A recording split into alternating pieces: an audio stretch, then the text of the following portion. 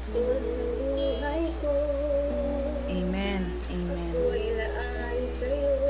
Amen. Amen. Kahit saan man dalhin, susunod ako. Tanging ang tinig mo ang papakinggan ko. Kung nasaan ka man, naroon ako. Yes, Lord. Kahit na ako'y usigin o kaya'y hamak-hamakin, pastol ng buhay ko'y di mawawalay sa'yo. Amen. Kung Amen. mayroon mang suliranin, tutok man ang tahakin, pastol ng buhay ko'y ikaw pa rin. Kahit na ako'y usigin, Amen. ay hamak-hamakin, pastol ng buhay ko'y di mawawalay sa'yo. Kung mayroon mang suliranin, tutok man ang tahakin, pastol ng buhay ko'y ikaw.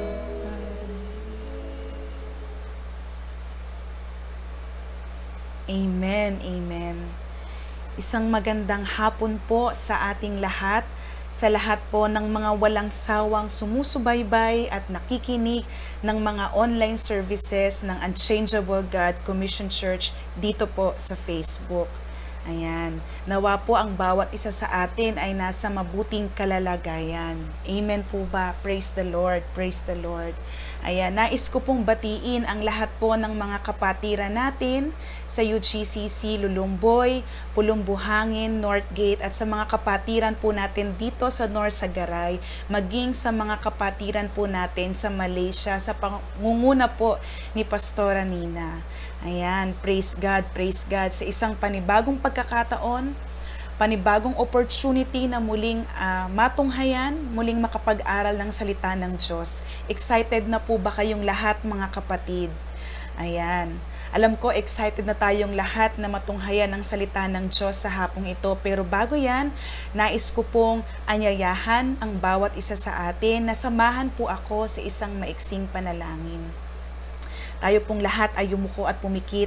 Hallelujah, Panginoon, sa oras na ito, sa aming Diyos na mabuti, tapat at dakila sa lahat, sa aming Diyos na mapagmahal, sa aming Diyos na tapat sa kanyang mga pangako, sa aming Diyos na siyang nagligtas sa amin, siyang patuloy na umiibig at nangangalaga sa amin. Lord, patuloy na pinupuri at pinasasalamatan ka namin. Lord, salamat sa isang panibagong pagkakataon. Lord, na kami po ay tinipon nyo sa gawaing ito upang muling matunghayan ang inyong mga salita. Idinadalangin namin, Panginoon, yung paghahanda na nagmumula sa iyo. Lord, na anuman yung mga bagay na nakikita mo po sa aming puso, mga karumihan, kasalanan, na hindi po nakapagbigay ng kaluguran sa inyo, Ama, sa oras na ito, patuloy nga po na hinihingi namin ito ng kapatawaran. Linisin mo po ang bawat isa sa amin. Baguhin mo po ang bawat isa sa amin. Pangunahan mo po ang bawat isa sa amin, Panginoon. Lord, magawa naming maituon sa iyo ang aming buong pansin. Magawa naming maibigay sa iyo ang aming atensyon sa iyong salita. Sa nais mo, Panginoon, na aming mapakinggan, ihanda mo nga po, O Diyos, ang bawat isa sa tulong at pangunguna ng banal na Espiritu na siyang dalangin namin, ang siyang manguna, umaliw, sumama sa amin sa oras na ito. Lord, inaangkin namin yung katotohanan na sa ganang amin, O Diyos, wala kaming magagawa. Kapag hindi ikaw ang sumasama, kapag hindi ikaw ang nangunguna, Panginoon, tunay nga, O Diyos, na wala kaming magagawa. Lord, tulungan mo kami, Panginoon, na magawa naming matunghayan ng iyong salita. Tulungan mo kami, Panginoon, na magkaroon ng isang pusong bukas, Lord, sa iyong salita. Lord, yung isang pusong hindi lalaban, O God, sa iyong salita. Lord, na tulungan mo kami na wag piliin, Panginoon, yung mga bagay na nais lamang naming pakinggan. Bagkus, Panginoon, tanggapin namin ito. Magkaroon kami ng kagalakan, Lord, sa pagtunghay dito. Lord, may you create in us an expectant heart before you. Patuloy namin kilalanin na ang salita mo, Panginoon, ang pinakakailangan namin, Lord, sa aming buhay. lalong higit sa mga panahong ito. May you create in us a humble heart, O God. Kilalanin namin ang paghahari mo, O God, sa oras na ito. And may you create in us an obedient heart na hindi lamang namin babasahin, hindi lamang namin pakikinggan, Panginoon, Lord, ang iyong salita, kundi aming bubulay-bulayin at Lord, isasabuhay ang lahat ng ito. Lord, dahil ito ang nais mo, ito ang kalooban mo, Panginoon, para sa amin. Pagpalain mo po ang pandinig at kalooban ng bawat isang mga kapatid ko na siyang makakaisa ko sa pag-aaral mo ng iyong salita. Lord, patuloy na hawakan mo po ang aming mga internet connections. Lord, ang aming mga devices na gagamitin, ang lahat ng mga bagay na ito ay maging kasangkapan mo, Panginoon. Lord, upang matunghayan namin, O Diyos, ang salita mo sa hapong ito. Lord, patuloy nga na ikaw yung aming ini-enthrone, ikaw yung aming pinasasalamatan, ikaw yung nais naming maghari sa oras na ito. Pinupuri at pinasasalamatan ka namin, O Diyos. Ito po yung aming sama-samang dalangin sa pangalan ni Jesus. Amen. Amen. Isang magandang hapon po muli sa mga bagong pasok po dito sa atin pong online Bible study. No, thank God it's Friday, but all the more we thank the Lord for another opportunity na makapag-dig in or makapag-immerse muli sa kanyang mga salita. Ayan, sana po kayong pong lahat ay ready na. Kunin nyo po ang inyong mga Bible. Ayan, dahil tayo po ay mag-aaral ng salita ng Diyos sa hapong ito. Praise God. So, as you can see by the title po ng ating pag-aaralan sa hapong ito, yan, nakalagay po yan sa ating description or sa description box natin dyan dito sa ating live video. Ang paksa po na ating pag-aaralan ay pinamagatang I am the good shepherd or ako ang mabuting pastol. So, kung first time mo po na makapag-aral or matunghayan ang ganitong uri ng mga topic, inilagay ko po o inilagay po natin dyan po sa description din natin yung mga links ng mga naunang topics before this I am the good shepherd. Ayan. So tayo po kasi ay nasa pag-aaral po ng isang series, yung I am declarations or I am statements ng ating Panginoong Hesus na siyang inihayag niya at mababasa o makikita natin exclusively in the book of John. Ayan. So natapos na po tayo dun sa unang tatlo, no? I am the bread of life. Ayan, makikita po natin yan sa John 6 verse 35. Ayan, I am the light of the world, na makikita po natin sa John 8 verse 12. I am the door of the sheep, na siyang tinunghayan natin just last month, na makikita po natin sa John 10 verses 7 to 10. Ayan. So ngayon po, ang tutunghayan natin ay ang sinabi ng ating Panginoon sa John 10 verses 11 to 16, yung kanyang kapahayagan na I am the good shepherd o ako ang mabuting pastol. Ayan. So basahin po natin yung John 10 verses 11 to 16. Ayan. So ako po ay magbabasa sa Tagalog para mas madali po natin siyang maintindihan. Amen. Amen. So John 10 verses 11 to 16.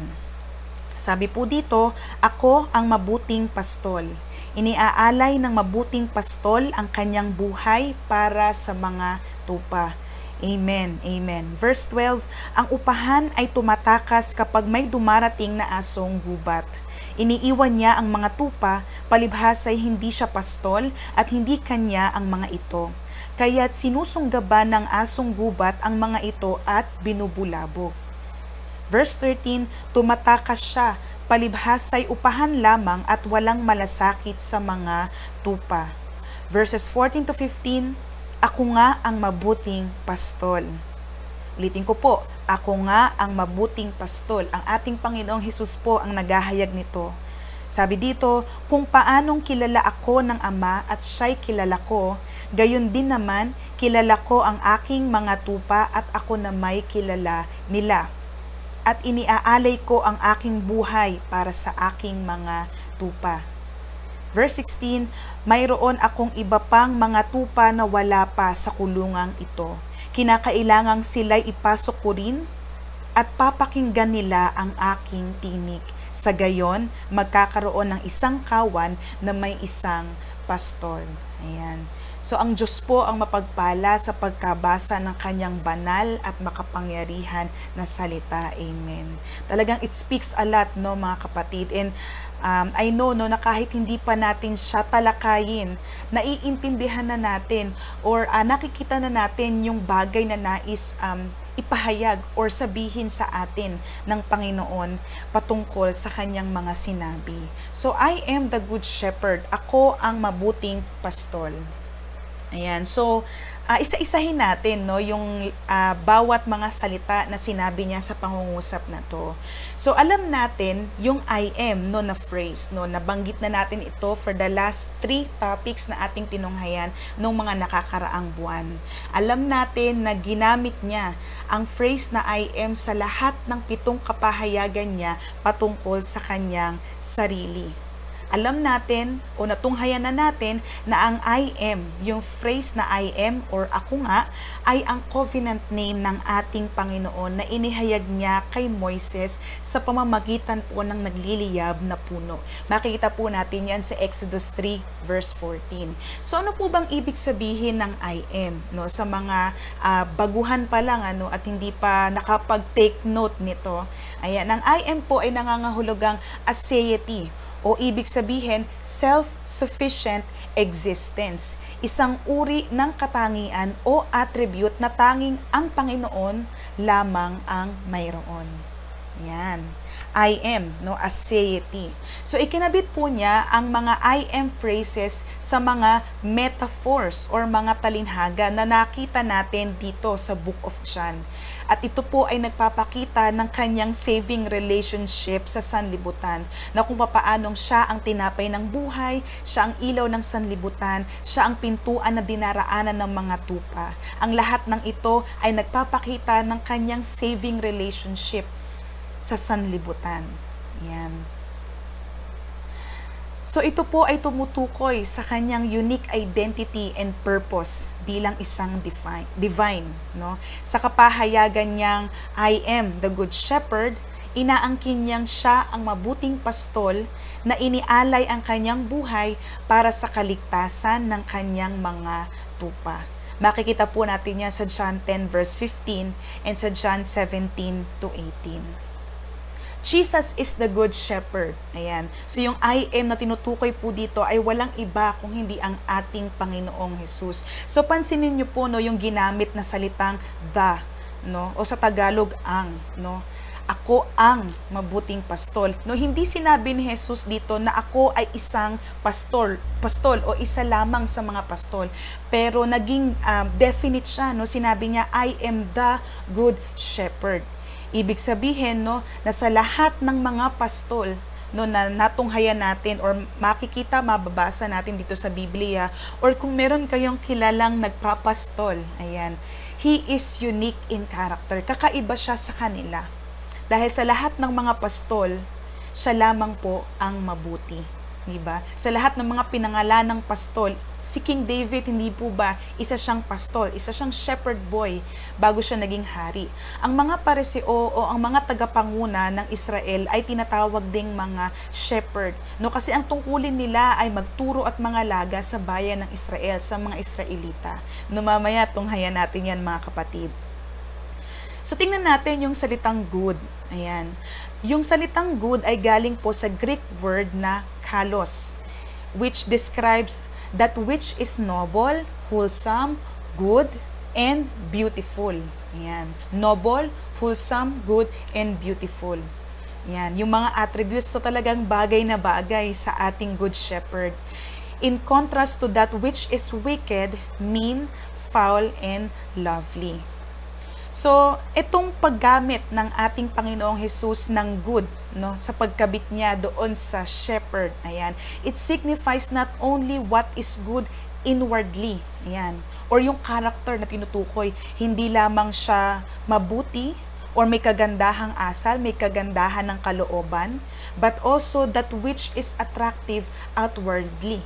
Yan, ibig sabihin, mabuti ang kanyang kalooban at maganda ang kanyang panlabas na anyo. Talagang dito makikita natin talagang perfect, no? Perfect yung description na ito.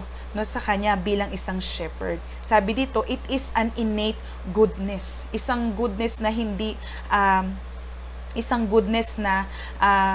hindi pinilit, no, hindi puwersado, kung hindi natural sa kanya yung pagiging mabuti, yung kagandahan, no, yung pagiging noble, wholesome and beautiful. Ayan. So, ang paggamit ng Panginoong Hesus ng mga salitang ang mabuting pastol ay tumutukoy sa kanyang likas na kabutihan, katuwiran at kagandahan. Ayan. Bilang pastol ng mga tupa, siya ang nag-iingat, gumagabay at nangangalaga sa kanyang kawan. Ayan. So, last month, no, natunghayan na natin yung nature or yung katangian ng mga tupa, no, na ating tinunghayan doon sa I am the door of the sheep, no. Yung iba sa atin meron ang idea anong klase ng mga tupa ito, no, bakit kailangan pagpastulan ang mga tupa na ito upang mas magawa nating maunawaan yung napakahalagang gampanin ng isang pastol sa kanyang kawan. Kailangang una nating maunawaan muna anong uri ng hayop ang mga tupa na kanyang pinapangalagaan. So, what kind of animal are the sheep? Yan. So, natunghayan na natin na out of all the domesticated animals, ayan, the sheep are the most helpless. Ayan. Sa papanong paraan po, no, na tinagurian silang the most helpless o sila yung mga pinakakaawa-awa. Sabi dito, ginugugol ng mga tupa ang buong araw nila sa mga pastulan at madalas, no, na sila ay maligaw sa mga pastulan. Ang mga tupang ito ay walang kakayahang umuwi mag-isa, no, kahit pa yung kanilang pinag-graze, kung saan sila nag-graze, no, kung saan sila nanginain at nagpahinga ay isang kapatagan lang, no. Wala silang kakayahang umuwi ng mag-isa. Kaya madalas po silang maligaw. No, by nature, alam din natin na ang mga tupa ay followers or mga tagasunod. Na kapag yung isang tupa na nauuna ay tumalon halimbawa sa bangin, yung mga sumusunod na tupa din sa kanya ay tatalon din, no? Ayan, no, they are naturally followers.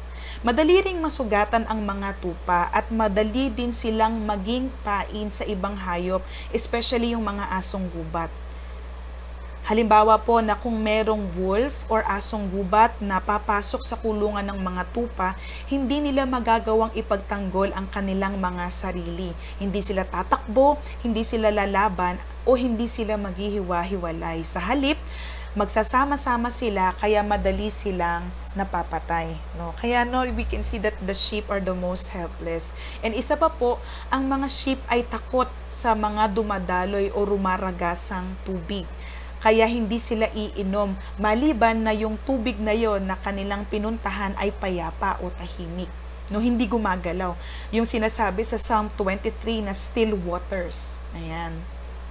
Kaya kung sila po ay mahuhulog sa rumaragasa o dumadaloy na tubig, talagang sila po ay malulunod. So no, dito no, sa mga katangian ng tupa, makikita natin they are really the most helpless, no, out of all the domesticated animals.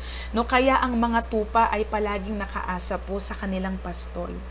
Nakaasa sila sa kanilang kakainin, kung saan sila maninirahan, no? Nakaasa po sila palagi sa kanilang pastol na nangangalaga sa kanila. Kaya itong mga pastol na ito na nagmamay-ari ng mga kawan ay hindi humihiwalay po sa kanila.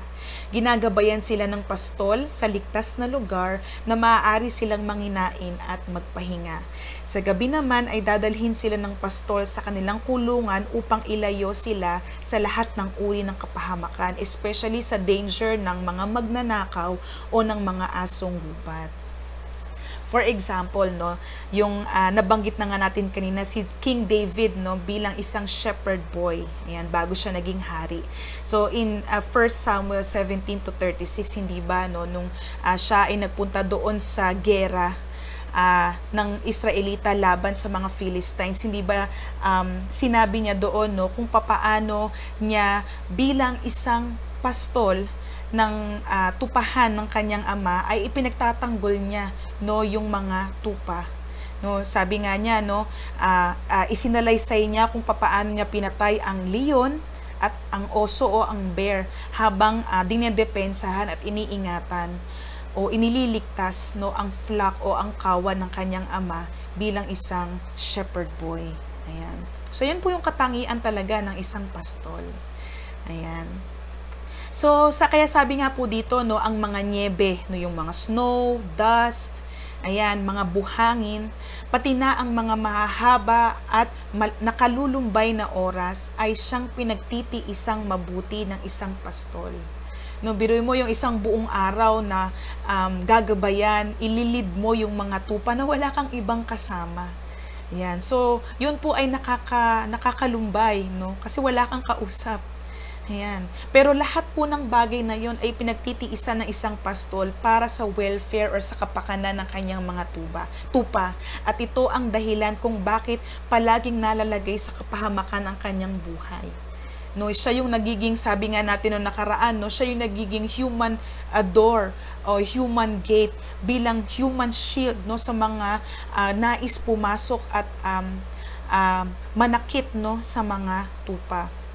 Dahil nga po no ang isang pastol, ang isang tunay na pastol ay handang ialay ang kanyang buhay para sa kaligtasan ng kanyang mga tupa. Kaya talagang dito masasabi natin mga kapatid na nung sinabi ng ating Panginoong Hesus na siya yung mabuting pastol, talagang bagay na bagay yun sa kanya. Kasi yun mismo yung kanyang ginawa. Alam natin na walang pagdududa na inialay niya ang kanyang buhay para sa kaligtasan ng mga mananampalataya sa kanya. Hindi ba? No, hindi niya ipinagkait yung kanyang sariling buhay. Hindi niya ipinagkait yung kanyang sarili. Kung hindi ibinigay niya ang kanyang buhay, dumanak ang kanyang dugo, nabayubay ang kanyang katawan para sa ating kaligtasan, para sa ating kapatawaran. Mayroon po siyang kapangyarihang iligtas ang kanyang sarili. No, kung maaalala po ninyo no doon sa ating 7 last words no yung isang magnanakaw or yung isang thief doon, sabi niya kung ikaw ang anak ng Diyos, iligtas mo yung sarili mo, iligtas mo na rin kami, di ba? Pero hindi po yun ginawa ng ating Panginoong Hesus. Pinagtiisan niya yung pagkabayubay niya doon sa krus ng Kalbaryo para magkaroon ng kaganapan yung ating kaligtasan. Kaya talagang mga kapatid, masasabi natin na siya ang mabuting pastol. No, na sinasabi nga po no doon sa Matthew 20 verse 28, sabi niya no hindi siya nagpunta o hindi siya naparito sa sanlibutan upang paglingkuran, kung hindi upang maglingkod, para maging servant, para mangalaga, para i-look after yung welfare ng kanyang mga tupa. At dahil sa kanyang sakripisyo, dahil sa kanyang pag-ibig para sa atin, sa krus ng Kalbaryo, tayong mga nananampalataya sa kanya ay tumanggap ng kaligtasan. Amen ba? No? Amen, amen. So meron akong dalawang bagay na nais pong iwan sa inyo sa hapong ito, na nawa ay patuloy na magbigay ng kaunawaan sa atin, nawa ay patuloy na makapagpaalala sa atin how good our Lord is as our shepherd. So sabi sa number 1, the good shepherd, walang iba kundi ang ating Panginoong Hesus, the good shepherd looks after his sheep. So makikita po natin yan sa verses 11 to 15. So binanggit dito no ano yung trabaho o ano yung responsibilidad ng isang pastol sa kanyang tupa na siyang ginawa at patuloy na ginagawa ng ating Panginoong Hesus sa ating buhay. So magkaroon po tayo ng comparison sa oras na ito. Ang hired hand no o sa mga upahan, yung mga taong binabayaran para bantayan no ang mga tupa. Ayan. So, kagaya po doon sa natunghayan natin, doon sa I am the door of the sheep, na kung saan kinontrast, inihambing niya no yung kanyang sarili bilang isang pastol at yung mga teachers of the law, yung mga religious leaders, yung mga Pharisees bilang mga thief, no? Sinasabi niya na yung mga nagpapalagay na sila ay mga shepherd or mga pastol, yung mga nagpapalagay sa kanilang sarili na sila ay nangangalaga sa tupa ng Panginoon ay actually pala mga upahan lamang. Yan. Hindi ba sabi dito Sa verse 11, basahin natin muli. Ako ang mabuting pastol. Iniaalay ng mabuting pastol ang kanyang buhay para sa mga tupa. Verse 12, ang upahan ay tumatakas kapag may dumarating na asong gubat. Ibig sabihin, wala siyang sense of responsibility. Kapag nakakita siya ng danger, ang una niyang tinitingnan o ang una niyang naiisip ay iligtas muna ang kanyang sarili. Yan. Iniiwan niya ang mga tupa, palibhasa ay hindi siya pastol at hindi kanya ang mga ito. No, which is yun yung reality, no? Kadalasan may mga tao na palibhasa, no, hindi kanila yung bagay na yon, hindi kanila yung gamit na yon, hindi nila iniingatan kasi hindi naman sila yung bumili noon, hindi naman sila yung nagmamay-ari noon. Yan. Pero ang mabuting pastol, walang iba kundi ang ating Panginoong Hesus ay merong sense of responsibility. Yan. Sabi nga dito, no, inihalin tulad niya ang mga pariseo sa mga upahan o hard hand. Yan. Na walang malasakit sa mga tupa, lalo sa mga panahong kailangan nila ng magtatanggol sa kanila.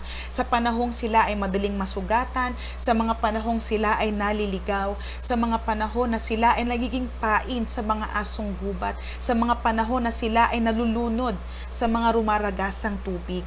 No, wala sila, no, itong mga hard hand na ito. Sila ay makasarili, no, at kagaya nga ng nasabi natin kanina, ay walang sense of responsibility dahil ang iniisip lamang nila ay ang kanilang sariling kapakanan. No, kung papaano sila kikita, kung gaano kalaki yung kanilang kikitain. Kaiba sa isang tunay na pastol ng mga tupa. So para mas maunawaan natin kung bakit ganito yung pagko-contrast ng ating Panginoong Hesus sa kanya, no, at sa mga pariseo. Buksan po natin yung ating mga Biblia sa Book of Ezekiel 34 verses 2 to 6 muna po. Ayan. So unahin ko po yung verse 1. Sabi dito, the word of the Lord came to me. Ayan, kay prophet Ezekiel. Verse 2, Son of man, prophesy against the shepherds of Israel. Prophesy and say to them, even to the shepherds, thus says the Lord God. Shepherds of Israel who have been feeding yourselves, should not shepherds feed the sheep? Verse 3, you eat the fat, you clothe yourselves with the wool, you slaughter the fat ones, but you do not feed the sheep. The weak you have not strengthened, the sick you have not healed, the injured you have not bound up, the strayed you have not brought back, the lost you have not sought, and with force and harshness you have ruled them. Verse 5, so they were scattered, because there was no sheep, and they became food for all the wild beasts. Yan, kagaya po nung nabanggit natin kanina, no? Sa verses 11 and 12, my sheep were scattered. Hindi naman talaga sila tunay na nagmamalasakit sa bayan ng Israel. And I believe, no, sa mga oras na ito, maraming mga nagpapanggap na sila ay mga shepherd or mga pastol ng mga tupa. Ngunit hindi naman talaga ginagampanan ng tama o maayos yung kanilang tungkulin bilang tagapangalaga sa tupa ng Panginoon. Kaya nga bilang mga lingkod, mga anak niya, kailangan mga kapatid na maging mapanuri tayo. Maging vigilant tayo sa mga taong ating sinusundan, sa mga tagapagturo na ating pinapakinggan, na kung yung kanila bang sinasabi ay ayon sa kalooban ng Panginoon, ito ba ay para sa ikalalakas ng ating espiritual na buhay, ikalalalim at ikalalago ng ating pananampalataya, o para bang ginagamit lamang nila ang pulpito o ginagamit lamang nila ang pagpapahayag ng salita ng Diyos para i-feed yung kanilang sarili, para itaas yung kanilang sarili, kagaya po ng ginawa nitong mga shepherds ng Israel. Amen. Kaya beware po mga kapatid, sa mga prosperity gospel, sa mga prosperity teaching, talamak po yan ngayon. Amen po ba? Ayan. Kaya po inihahayag to sa atin ngayon kasi nga itong mga tao na ito ay mga hard hand. Ang mga taong ito ay mga tulisan o mga magnanakaw na hindi nangangalaga, bagkus ay kumukuha pa, inaabuso pa ang tupa ng Panginoon. So yung Ezekiel 34 verses 2 to 6 speaks about the hard hand Jesus was referring to, the Pharisees. And even sa mga panahon na ito, na mga nagpapalagay na mga pastol, ngunit mga upahan lang pala. So, basahin naman po natin sa Ezekiel 34 verses 11 to 16 and verses 30 to 31. So, medyo mahaba ito mga kapatid. So, let me read this. Sabi po dito sa verse 11, "For thus says the Lord God, Behold, I, myself, will search for my sheep and will seek them out." No, sabi dito, ako mismo, ang Panginoon mismo, sabi niya, ang Panginoon mismo ang siyang maghahanap, ang magsusearch and magsisik out no sa kanyang mga tupa. Verse 12, "As a shepherd seeks out his flock when he is among his sheep that have been scattered, so will I seek out my sheep, and I will rescue them from all places where they have been scattered on a day of clouds and thick darkness." Na kung paano itong mga hard hand na to, pinababayaan lang nila no ang mga tupa. Kung sila ay maligaw, ay wala silang pakialam. Ang mabuting pastol po natin, ang ating Panginoong Hesus, sabi dito, He will seek out His flock. Yan. Na sabi dito, siyang nagkalat, no, nagkahiwa-hiwalay. Verse 13, "And I will bring them out from the peoples and gather them from the countries, and I will bring them into their own land." Praise the Lord. Praise the Lord. "And I will feed them on the mountains of Israel, by the ravines, and in all the inhabited places of the country." Na kung paanong itong mga hard hand na to, sila yung umaabuso, they feed on the sheep. Ang ating mabuting pastol, ang sabi niya dito no, sa kanyang salita, I will feed them. Ako ang magpapakain sa kanila. Ako ang mangangalaga sa kanila. Verse 14, "I will feed them with good pasture, and on the mountain heights of Israel shall be their grazing land." Napakaganda ng pangako ng ating Panginoon. "There they shall lie down in good grazing land, and on rich pasture they shall feed on the mountains of Israel. I, myself," sabi niya, ako mismo, will be the shepherd of my sheep, and I, myself, yan, will make them lie down, declares the Lord. Ako ang magiging pastol nila. Sabi ng Panginoon, ako mismo ang magbibigay ng kapahingahan sa kanila. Verse 16, "I will seek the lost, I will bring back the strayed, and I will bind up the injured." Hallelujah, praise God. "And I will strengthen the weak, and the fat, and the strong I will destroy. I will feed them in justice." Ulitin ko po yung last verse. "I will seek the lost, and I will bring back the strayed, and I will bind up the injured, and I will strengthen the weak." Yan. Verse 30, "And they shall know that I am the Lord their God with them, and that they, the house of Israel, are my people, declares the Lord. And you are my sheep, human sheep of my pasture, and I am your God, declares the Lord God." Ayan. Praise God, no? Napakalaman, napakadaming pangako ng Panginoon na siyang naghahayag na talagang itong mga sinabi niya mismo sa Book of Ezekiel ay finulfill niya, no? Sa mga salitang ito sa John 10. Isn't it amazing, mga kapatid, no? Amen and amen. So yung Ezekiel 34 verses 11 to 16 and 30 to 31 speaks about Jesus Himself as the Good Shepherd who will personally take care of the sheep and protect them. Dahil si Jesus ang siyang nagmamay-ari ng kawan, kagaya ng sinabi niya no, doon sa Ezekiel 34. Sabi dito, naroroon ang kanyang pagsama sa mga tupa. Naroroon ang kanyang paggabay, ang kanyang pangunguna. Handa niyang ibigay ang buhay niya. Diba? Ibinigay na niya yung kanyang buhay actually sa atin, mga kapatid. Our Good Shepherd demonstrated selfless love and a deep sense of responsibility for His sheep all the time. Nung panahon na siya ay nagkatawang tao, sa pamamagitan ng kanyang mga milagro, hindi ba? Nagpakain siya, nagpagaling siya, hindi ba? Gumawa siya ng mga milagro o mga kababalaghan sa kanyang mga katuruan na siyang humubog, no, nagbigay ng kaunawaan sa mga nagbabasa, sa kanyang mga tagapakinig, sa mga tagatunghay ng kanyang salita, no, na nababago ang buhay, napapagaling at napapalaya, spiritually speaking. And the time He spent on earth to proclaim salvation through Him alone. And until today, hanggang sa mga oras na ito, hanggang sa pandemic na ito, mga kapatid, naniniwala ako ng ating Panginoon, ang ating Panginoong Jesus is still the Good Shepherd.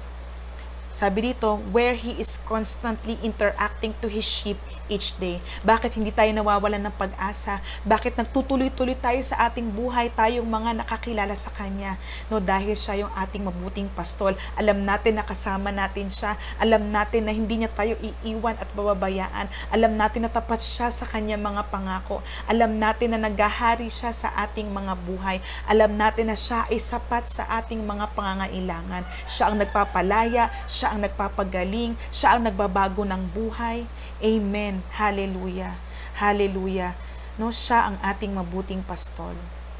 Buksan naman natin yung ating mga Biblia sa Matthew 9 verses 35 to 36. No, and dito makikita natin kung gaano kalaki yung kahabagan, yung compassion ng Panginoon, no, sa kanyang mga tupa, no, sa atin.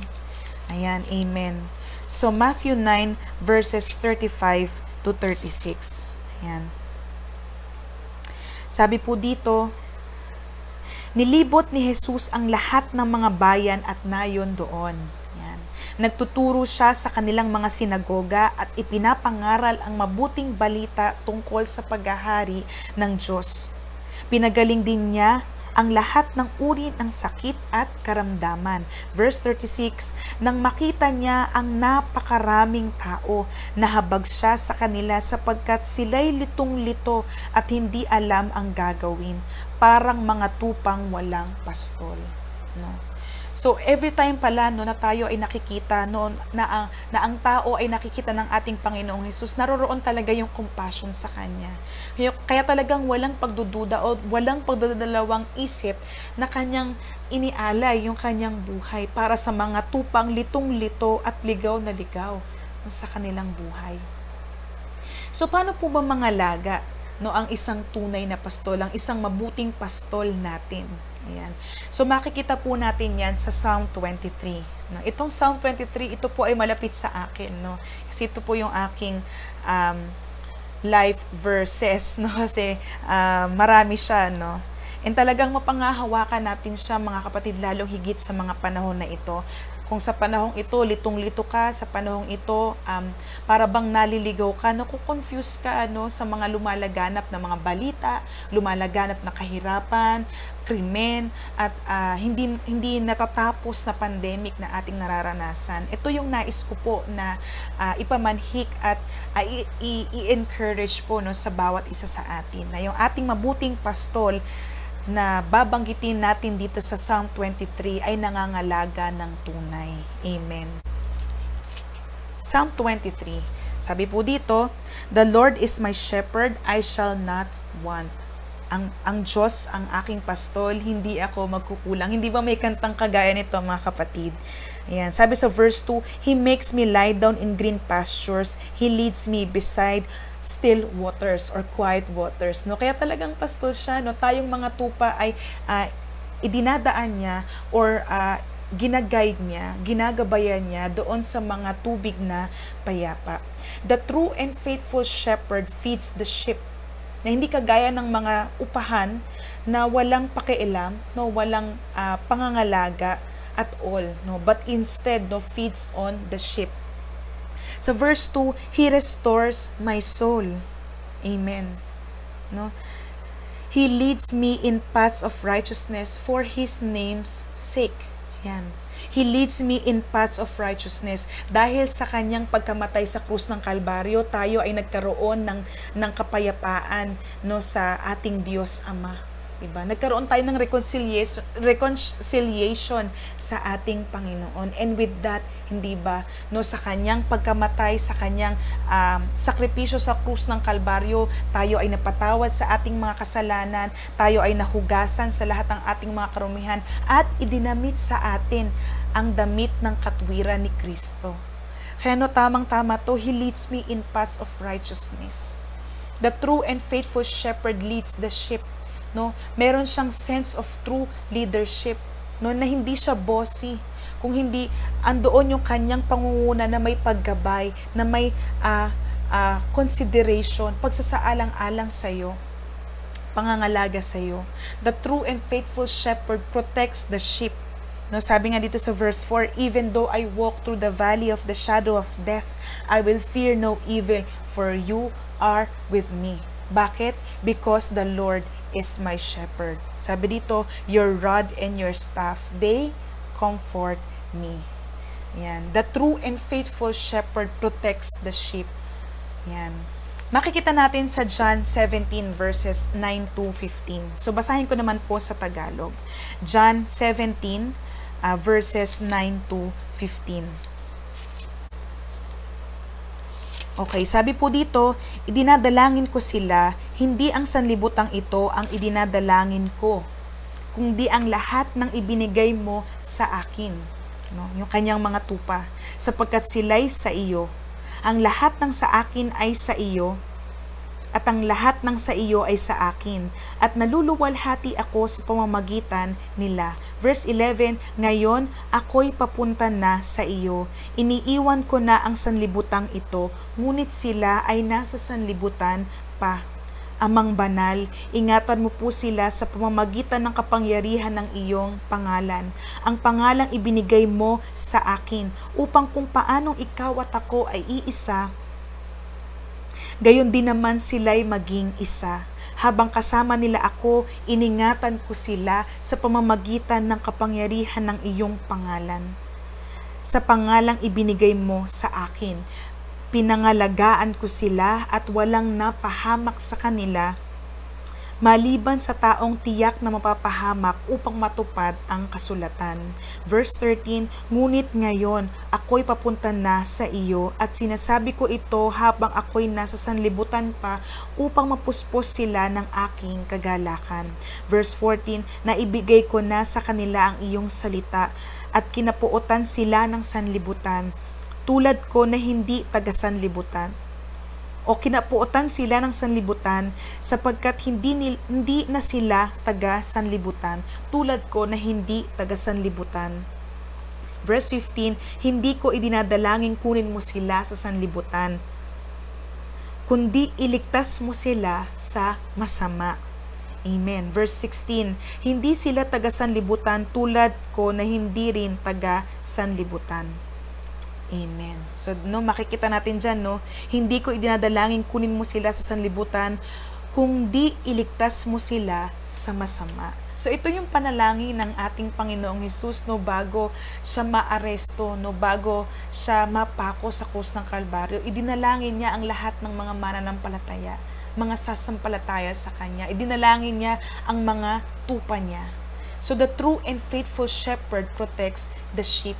Ang ating mabuting pastol ay nag-alay ng kanyang buong buhay bilang tanda ng kanyang dakilang pag-ibig para sa kanyang mga tupa. No, sabi nga sa John 15 verse 13,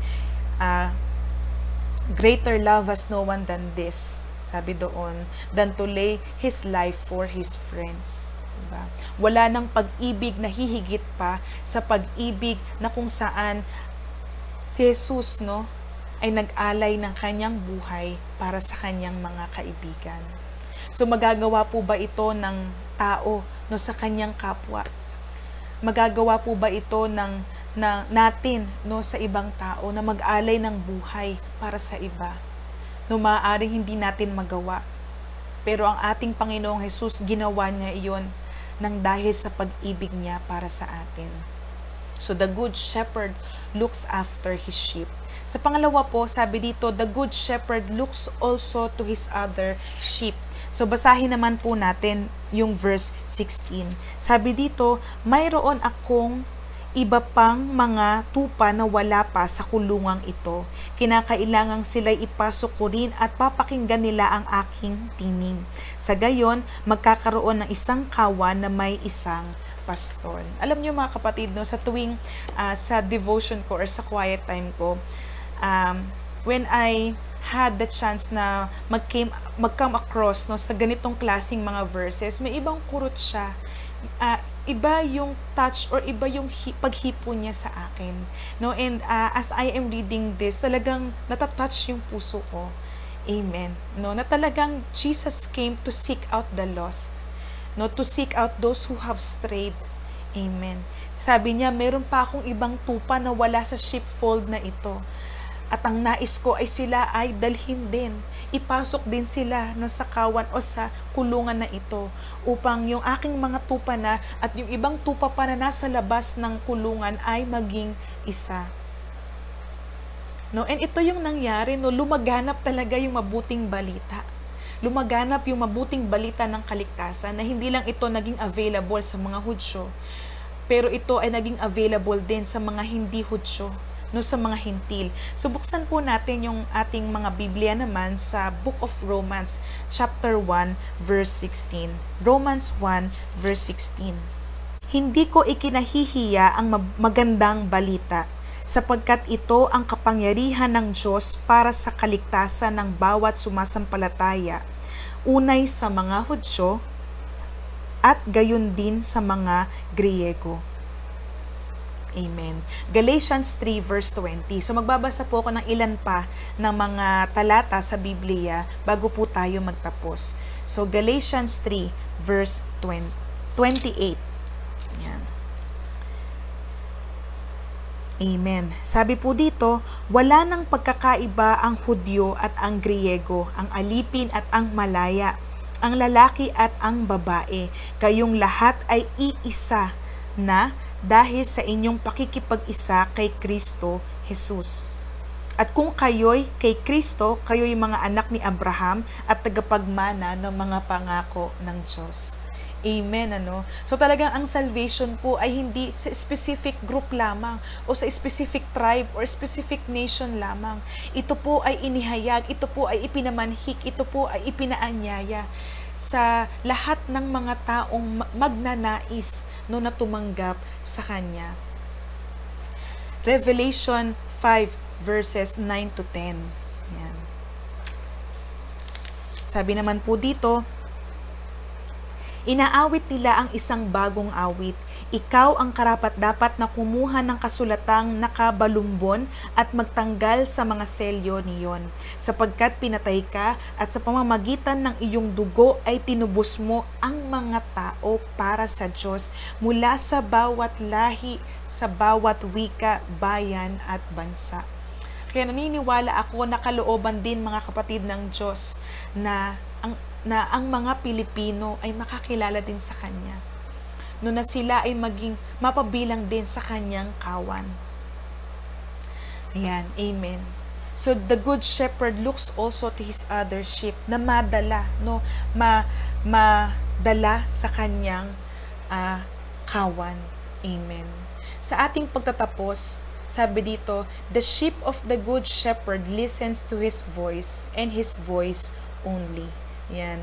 So, mapapatunayan po natin yan, ano. Manood tayo ng mga video sa YouTube. Makikita natin yung isang video nga doon, no, na maraming mga tumawag na tao doon sa mga tupa, doon sa pasture. Pero, hindi sila nakinig, no, sa mga tao na yon.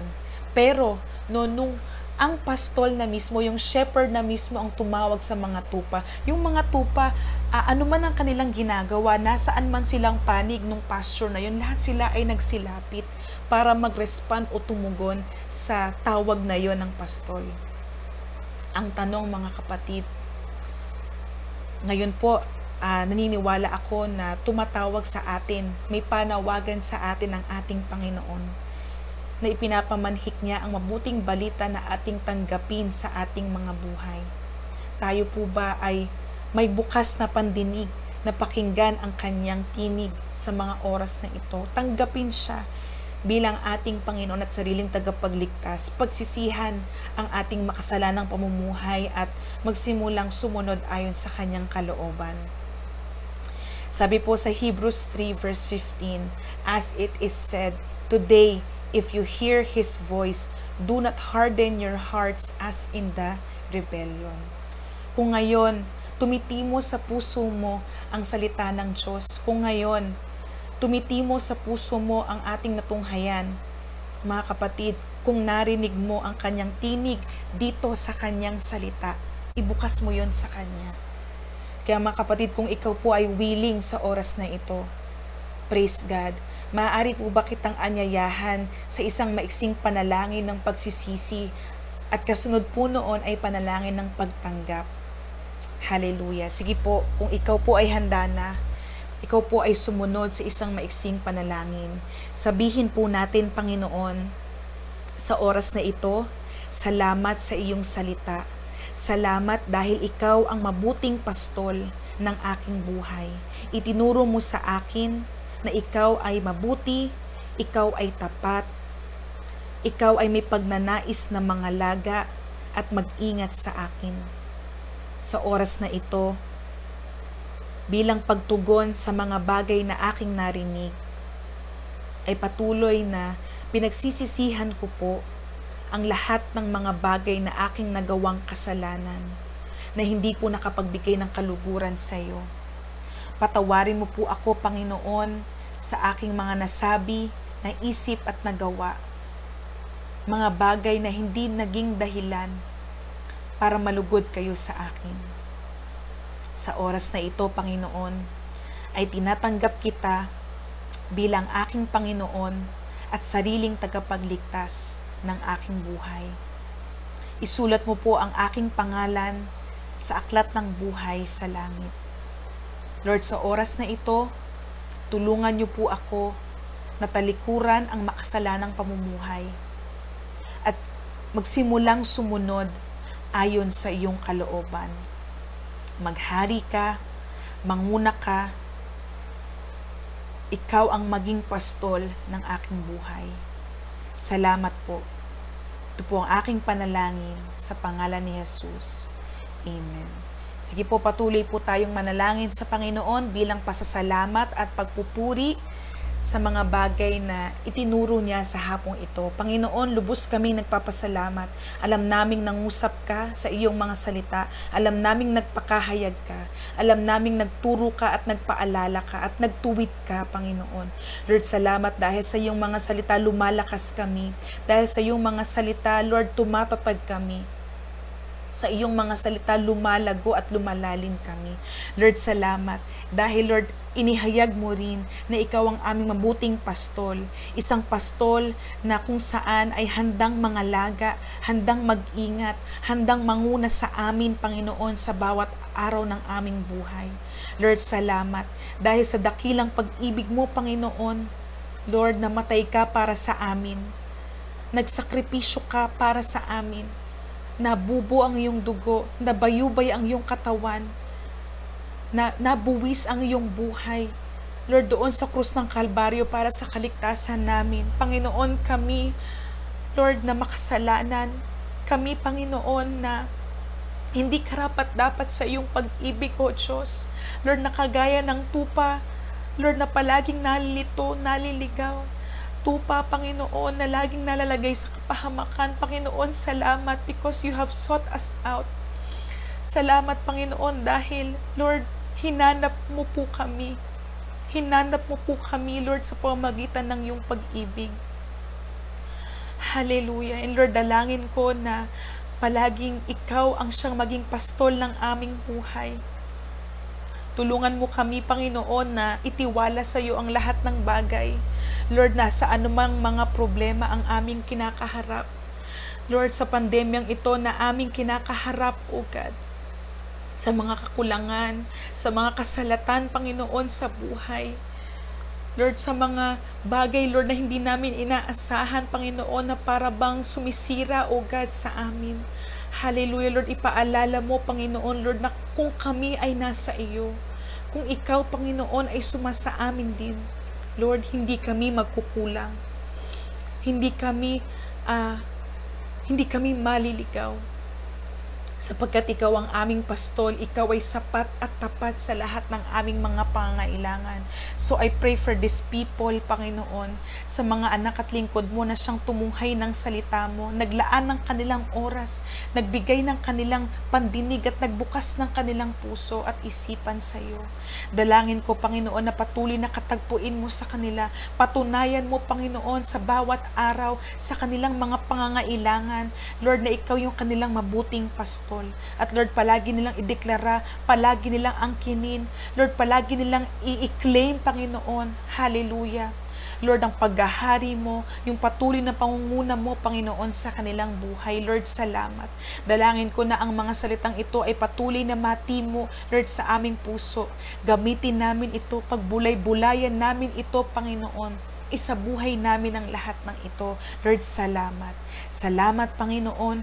Patuloy ka naming pinupuri. Patuloy ka naming pinasasalamatan.